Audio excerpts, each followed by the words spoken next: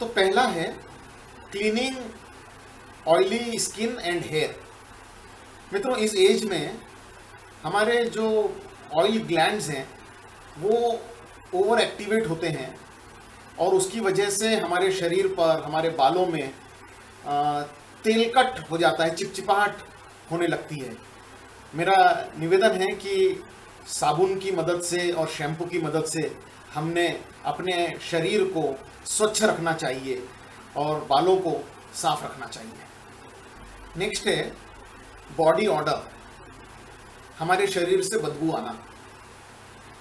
Puberty की इस as में मित्रों पसीना आने लगता है और उन पसीनों की वजह से अक्सर हमारे बगल से या हमारे पंजों से या जेनिटल एरियाज, हमारे प्राइवेट पार्ट से बदबू आने लगती है। और इसके लिए ज़रूरी है कि हम स्वच्छ रखें अपने आप को, रोज़ नहाएं। डेली हमने नहाना चाहिए। साबुन का, शैम्पू का इस्तेमाल करते हुए हमने अपने पूरे शरीर को क्लीन रखना चाहिए। पर्टिकुलरली मैं कहना चाहूँगा कि अंडरगारमेंट्स और सॉक्स का हमने विशेष रूप से ध्यान देना चाहिए। रोज़ बदल कर पहनना चाहिए, साफ पहनना चाहिए, सोते समय ब्रश करना चाहिए। इस तरीके से हम अपने मुंह की बदबू, अपने बगल की बदबू, हमारे प्राइवेट पार्ट्स, हमारे पंजों से, ये सारी बदबू को हम प्रॉपर तरीके से टेक केयर कर सकेंगे। नेक्स्ट है बॉडी हेयर। इस एज में हेयर आते हैं एंड आर्मपिट्स में हेयर होते हैं। लड़कों के चेहरे पे मूंछें, दाढ़ी आने लगती हैं। कुछ लड़कियों को इससे काफ़ी एम्ब्रासमेंट होता है कि उनके भी अपर लिप्स पे हेयर आने लगते हैं। Keep your self away from the mirror.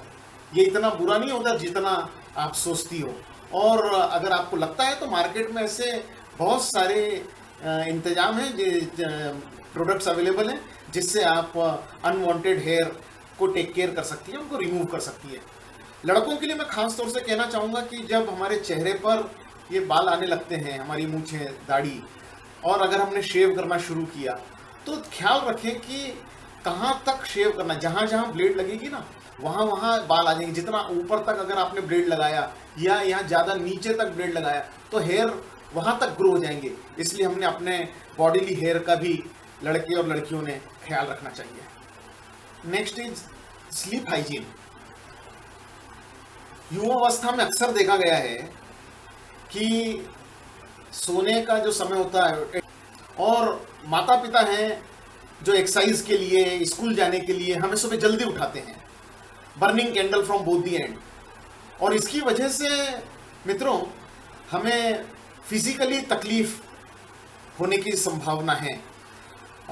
हो सकता है कि कम नींद की वजह से स्किन प्रॉब्लम हो, ख़ास तौर से पिंपल्स, एक्ने प्रॉब्लम होने की शुरुआत होती है। ईटिंग हैबिट्स में भी कम नींद की वजह से फ़र्क आता है और ओवर ईटिंग हैबिट डेवलप होती है, ख़ास तौर से जंक फूड के लिए। और ये वाली आदतें गलत हैं और अननेसेसरी हमारे वज़न को बढ़ा देती है, which is very very difficult long run में कम करना। बढ़ जाना बहुत आसान है वज़न का, लेकिन लॉन्ग रन में उसको कम करना इज़ वेरी डिफ़िकल्ट। और इसीलिए शुरुआत से ही इस बात पर भी हमने ध्यान देना चाहिए।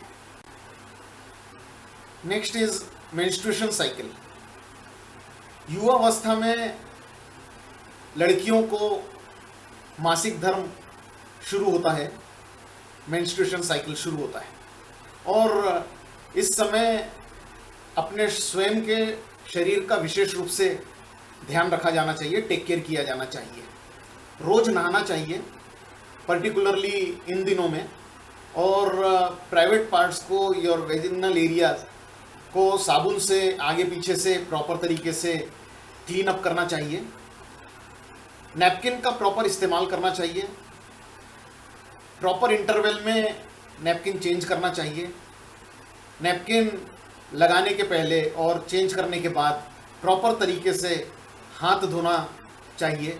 नैपकिन को ठीक से डिस्पोज करना चाहिए।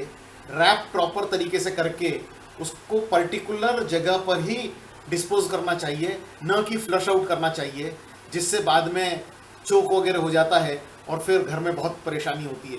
कहीं भी जहाँ भी रहें, कभी कुछ लोगों को मैंने ऐसे सुना है कि होटल्स वगैरह में जाते हैं, वहाँ पर फ्लश कर देते हैं। कहीं भी करेंगे, किसी की भी प्रॉब्लम होगी तो वो प्रॉब्लम ही है। नेक्स्ट इज वेट ड्रीम, स्वप्न दोष।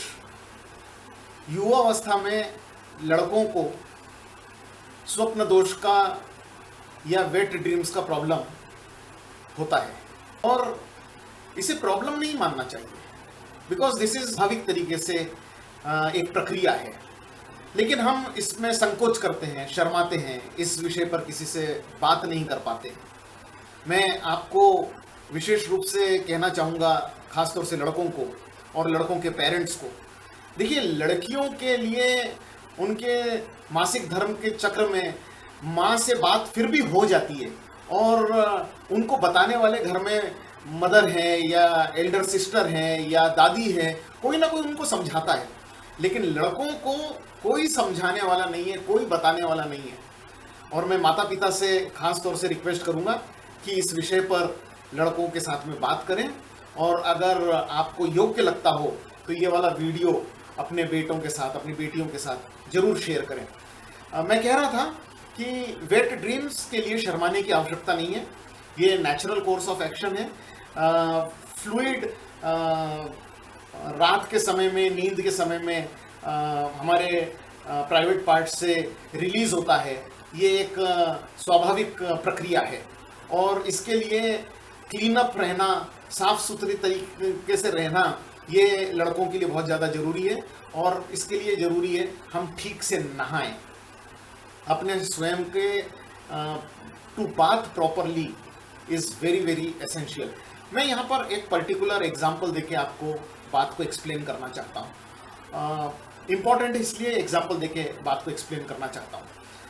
आपने चाय का कंटेनर देखा, चाय का कंटेनर जिसमें 10, 20, 25 कप चाय भरी जाती है, वो चाय के कंटेनर को कैसे वॉश करते हैं? पूरी तरीके से वॉश कर लिया जाता है। कई कई जगह पे तो मैंने देखा है कि गर्म पानी से भी उसको वॉश करते हैं। लेकिन फिर भी मैं आपको एक बात बताऊं, कितना ही अच्छे से चाय का कंटेनर वॉश कर लें, उसका जो टैप है ना, टैप, वो जो टोटी है, टोटी, वो ठीक से कभी साफ नहीं होती, क्योंकि उसको साफ करने के लिए उसके तरफ किसी का ध्यान नहीं जाता।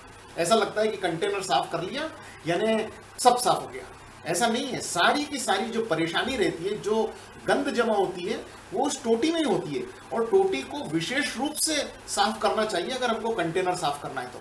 ठीक इसी तरीके से अपने शरीर की सफाई कर ली, हमने स्नान कर लिया, नहा लिया, हम वी टुक बाथ और हमें लगा कि हम पूरी तरीके से क्लीन अप हो गए। नो, प्राइवेट पार्ट्स को पर्टिकुलर तरीके से साफ करना, क्लीन अप करना, साबुन लगा के ठीक से साफ करना, गर्म पानी से, हल्के कुनकुने गर्म पानी से साफ सफाई करना, ये अत्यधिक जरूरी है और इसके ऊपर भी आपने विशेष ध्यान देना चाहिए।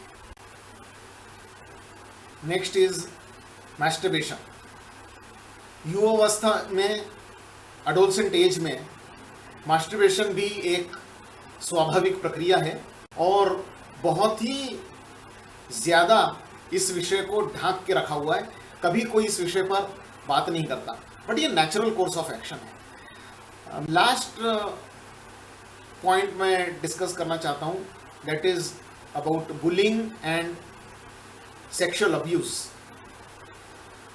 सेम सेक्स के लोगों में या अपोजिट सेक्स के लोगों में एक दूसरे के साथ में अनवांटेडली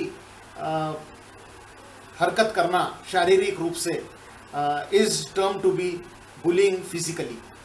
और ख़ास तौर से मैं अपने युवा साथियों से कहना चाहूँगा, लड़कों से, लड़कियों से कहना चाहूँगा कि कोई अननेसेसरी शारीरिक रूप से आपको तंग करे, परेशान करे, आपको आपकी इजाज़त के बिना छूने का प्रयास करे, आपको डिस्कम्फर्ट महसूस करवाए या आपको गलत इशारे करे या आपके साथ में गलत फ़ोटोज़, वीडियोज़ एक्सचेंज करने की कोशिश करे, तो मेरा रिक्वेस्ट ये है कि आपने अपने घर में जो आपके ट्रस्टेड एडल्ट्स हैं उनके साथ में इस विषय के बारे में बात करनी चाहिए, चर्चा करनी चाहिए। मैं परिवार के लोगों से भी, पेरेंट्स से भी कहना चाहूँगा कि अपने घर में माहौल और वातावरण इस तरीके का बना के रखें, इतना हार्मोनियस वातावरण, इतना फ्रेंडली वातावरण रखें कि हमारे बच्चे हमसे ये वाले टॉपिक पे भी बात करने में संकोच महसूस ना करें। क्योंकि अगर वो मानसिक रूप से, शारीरिक रूप से किसी तरीके से कोई परेशानी को भुगत रहे होंगे तो आपसे आकर अगर वो शेयर नहीं करेंगे तो किससे शेयर करेंगे। और मैं तो पर्टिकुलरली उनसे कहना चाह रहा हूँ कि अगर आपको इस तरीके का कोई हादसा होता है, कोई इस तरीके से आपको परेशान करने की कोशिश करता है, तो आपने आकर अपने माता पिता के साथ में बात करना चाहिए, डिस्कस करना चाहिए, और वहीं से आपको राइट सोल्यूशन मिलेगा। मैं ये वाली बात इसलिए कह रहा हूँ क्योंकि अगर हमने समय रहते इन सब विषयों के ऊपर ठीक से बात नहीं की और इसके ठीक उपाय नहीं निकाले, इसका ठीक से आंसर हमको नहीं मिले, तो यही वाली हरकतें जो हमारे साथ किसी ने की, ये हमारे माइंड के ऊपर इम्प्रिंट रह जाती है और फिर लंबे समय तक इसका भुगतान हमारे को करना पड़ता है। और ऐसा न करना पड़े इसलिए मैं आपको विशेष रूप से इस बारे में सचेत करना चाहता हूँ। तो इस तरीके से मित्रों, सेल्फ केयर ये एक बड़ा सेंसिटिव टॉपिक है जो मैं आपसे डील करने का प्रयास किया।